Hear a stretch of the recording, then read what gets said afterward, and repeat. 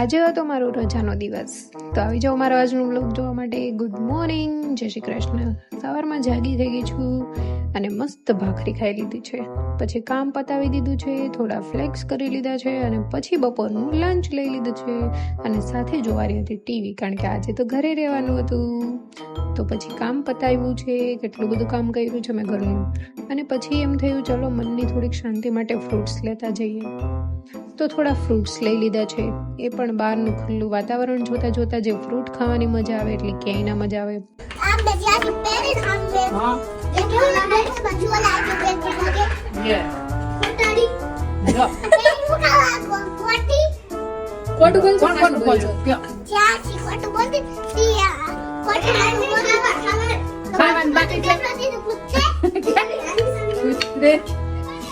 હિન્દીમાં કેમ બોલ?